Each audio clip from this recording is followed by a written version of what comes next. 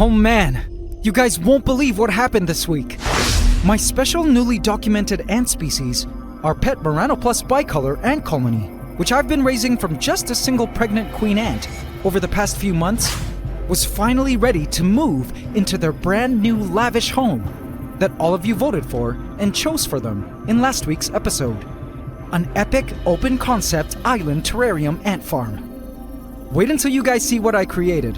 So I was thrilled to finally move our ants onto their new island home, which I made sure to craft with care. What could possibly go wrong in a situation like this? Well, what ended up happening completely freaked me out and showed me, as usual, that no matter how carefully I plan things for my ants, there are often unexpected outcomes. Welcome to the Ants Canada Ant Channel. Please subscribe to my channel and hit the bell icon. Welcome to the AC family. Enjoy. Let's start from the beginning. Here lay our beloved ant colony. I'm pleased to announce that they finally have an official name based on your over 4,000 votes from last week's episode. You guys have chosen the name, The Spades. I rather like that name, seeing as their gasters look like shiny black spades. Thank you to all who voted. We will from now on call this ant colony The Spades. So as mentioned, the Spades have patiently been waiting for their new home, as they've just about outgrown their current AC test tube plus test tube portal setup.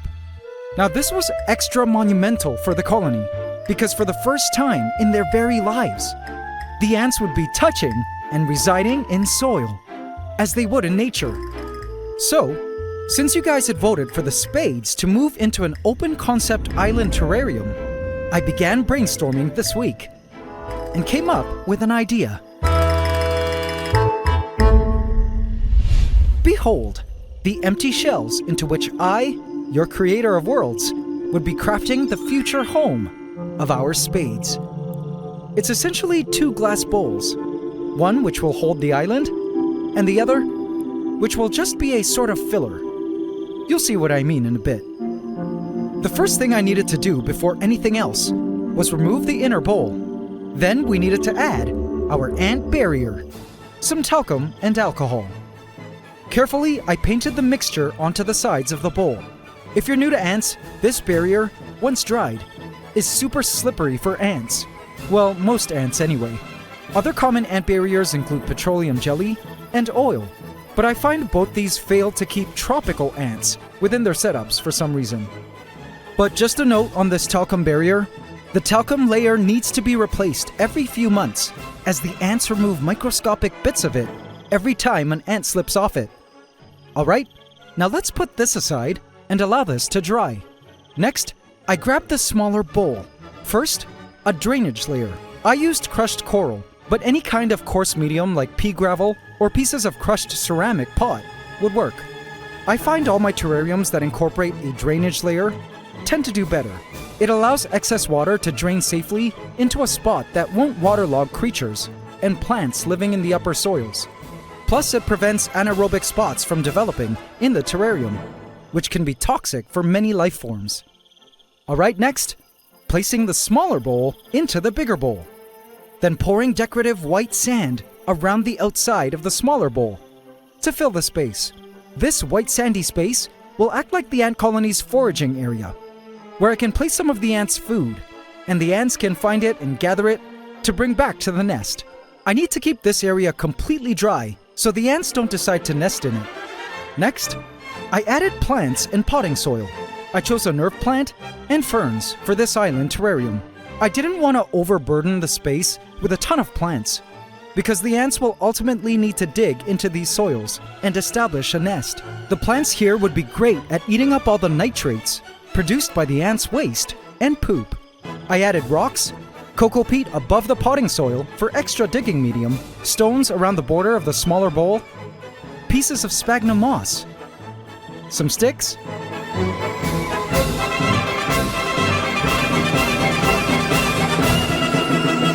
and voila! Our open concept island was complete. What do you think? I find it kinda looks like a dessert. It is a sweet terrarium though. Let me show you around.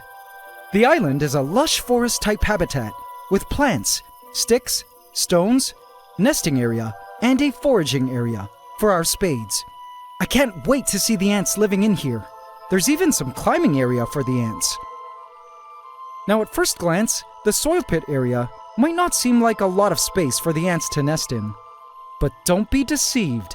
There is plenty of space for the ants to nest. Remember the space of the bowl? The top area of the surface is only the smaller exposed area. Beneath it, the digging area expands a lot. So there is indeed a deceiving amount of room to nest on this island below ground level. Alright, AC family, and now the moment we've all been waiting for. Let's move the colony in. I grabbed our spades. They were chilling calmly within their test tube home. Little did they know, we were about to blow their minds with a brand new kingdom into which they would move and call home. Ready? Let's remove the test tube. Oh wait, almost forgot. Hang on, needed to do something first. We needed to create a starting burrow to encourage the ants to start digging into the medium and hopefully move in. There. Couldn't wait to see the ants moving into this hole. Alright, and now it was time to disconnect their setup and place them over the hole.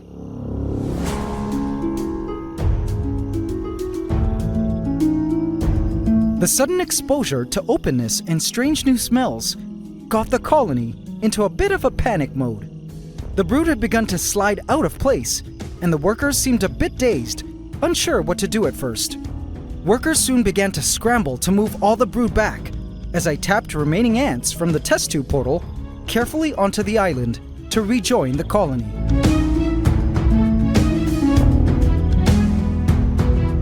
It wasn't long before workers began to explore our starting hole. Yay! Love when things go as planned. Or so I thought. Brood continued to slide onto the ground, and workers came along to bring them back to the safety of the colony, deeper in the test tube, where the queen lay. She was calm and composed. I loved how assured the spades were in their ability to handle this home destruction crisis. And then, as I'd hoped, the ants began to move pieces of digging medium. Yes, the ants were beginning to dig the hole deeper and customize it for nesting. By now, ants were already beginning to explore the area around the test tube. I was certain the new lands were blowing their minds. Because remember, all these ants knew prior to this was their test tube and their test tube portal. The ants were finally beginning to see these lush territories we made for them as their new home. I watched for a good several minutes to see what the ants would do. But for now, it seemed the ants weren't willing to move into the soils just yet. Perhaps they were still customizing it first before moving the queen and all the brood inside? I decided to leave the colony exposed to light and decided to come back the next day to check up on the colony. But what I ended up discovering made my heart drop into my stomach. The next day, I came back to the island, and this is what I saw.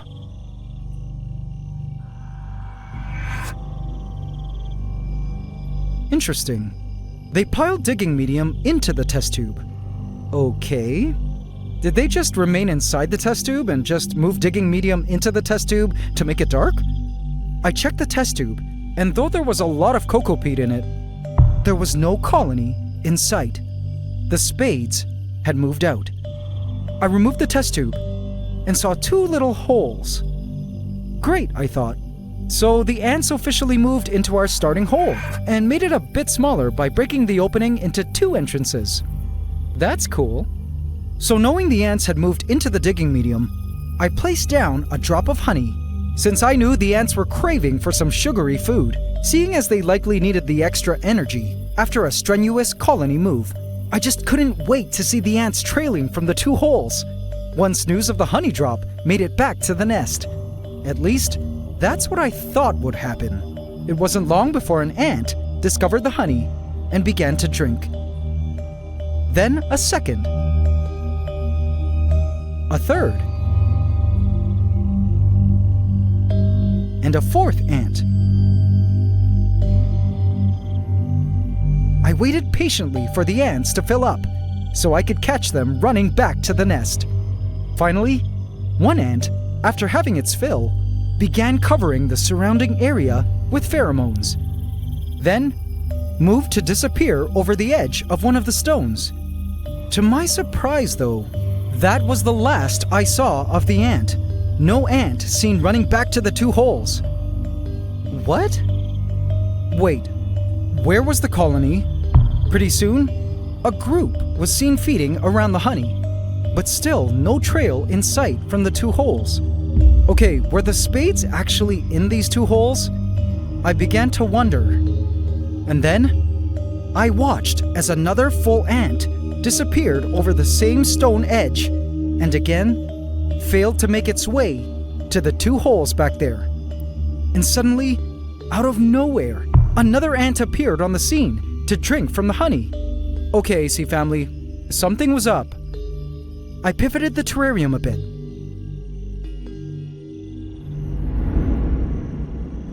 And lo and behold, that was when I would get my answer. In a very discreet location, hidden just under the stone edge the ants were disappearing over, was a hole into which the ants were entering. Aha! There was the nest. Interesting choice of location, but I was not mad at this. For the next hour, I watched the ants drink from the honey, then disappear into their nest hole. I was just happy that it looked like our spades had officially approved of these mighty, lush lands we created for them, even if they didn't nest where we initially thought they would. But as ants have shown us time and time again on the channel, you can lead an ant colony to a home, but you can't make them dig. In fact, look, it seems some ants have even begun to dig into the dry sands. Interesting. Can't wait to see how else the ants decide to utilize the amenities of their new island territories. Speaking of which, AC family, this island home of our spades needs a name.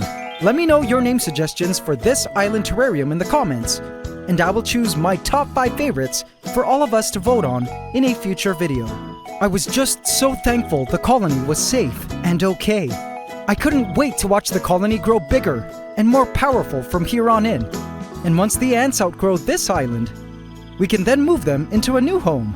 Great work, AC family. I'll be sure to keep you all updated on the progress of our spades as we continue to be part of their ever-epic life story. So be sure to subscribe to the channel to be part of the fun. So until we revisit the spades living in their new island sanctuary, thank you all for watching and supporting the ants. It's Ant Love forever.